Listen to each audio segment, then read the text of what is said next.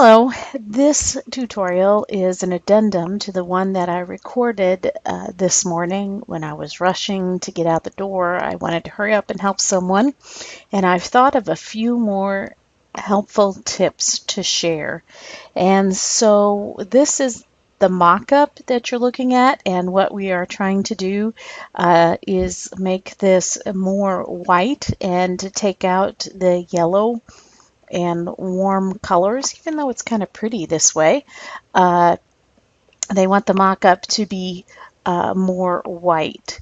And before I show you another tip here in Photoshop, I want to go to my browser and have to give credit to this Westinghouse lighting. All I did was Google about Kelvin color temperature, and you see here some related images. There's lots of images out there for you to look at to learn about Kelvin.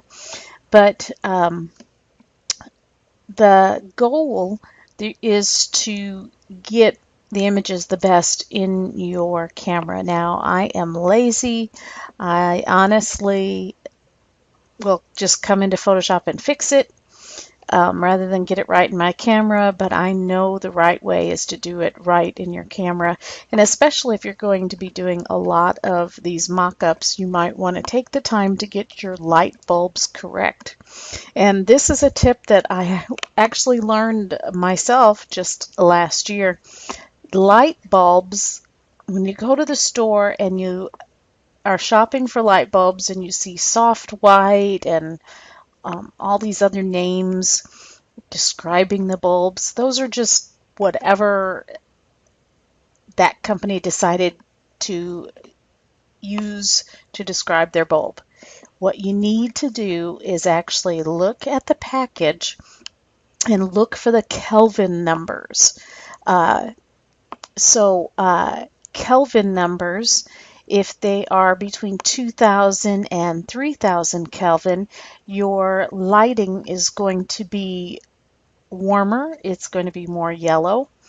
And if your Kelvin is 4600 to 6500, it's going to be more blue, and somewhere in between is kind of more white. But you will remember that there's also color cast, so you could have color cast coming off your walls, off your cabinets, off your rugs, off of your shirt that you're using to stand in front of it. So you have to pay attention to your environment where you're taking the photo as well. But we played with our lighting in our home and went out and bought several and brought them back home and tested, because I always have trouble with the lighting in my home. And we found paying attention to the Kelvin values and finding that just the right one mattered. Now, the Kelvin values are also in your camera. So most cameras will have a white balance settings for like tungsten, fluorescent, daylight to kind of correct your lighting.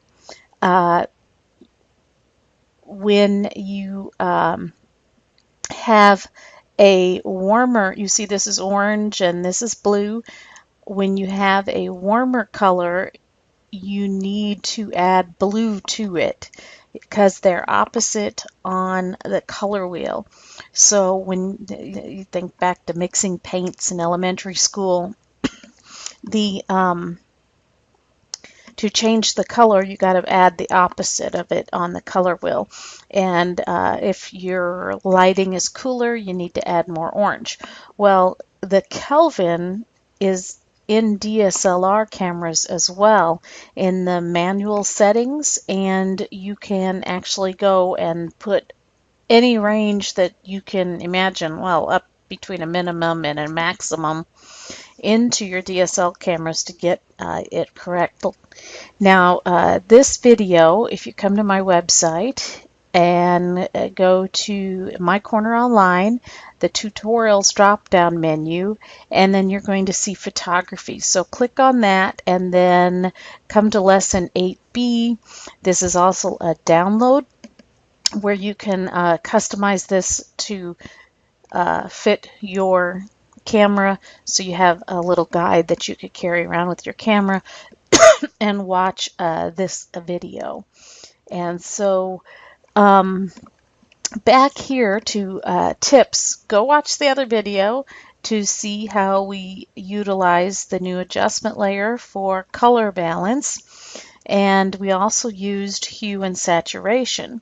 But when we used the hue and saturation, the leaves were also reduced the yellow, and we had to go back and mask them out so that the effect would not be applied to that green, because yellow and blue make green, and so we were reducing the yellow in the photo, so we changed the green leaves. It did not affect the roses. So I had another idea that I wanted to show you how you can use this hue and adjustment saturation. If you look up here, there's a mask icon. This one's for the properties, which we're looking at now, and this one's for the mask. And I'm going to choose color range. And then I'm just going to go out to my photo, and I'm going to start selecting all those areas that need to be white. I'm going to go back over here and make sure I have the plus eyedropper selected, because we want to keep adding to that color range of white. And what I'm going to be doing is observing this, which is our mask. So I'm going to click some more wherever there's white. And that's pretty good. There might be a little right in here. I might click right on. You can also click right here on the sample, or the preview, I guess they call it.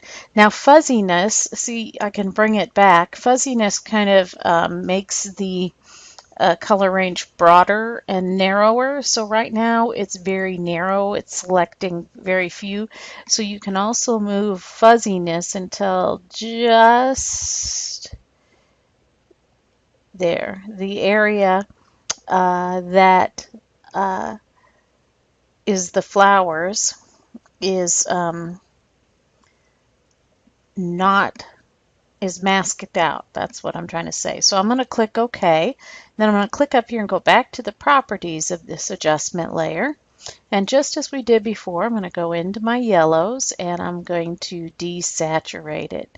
Now you can see the flowers are masked out here, and I don't have to do anything.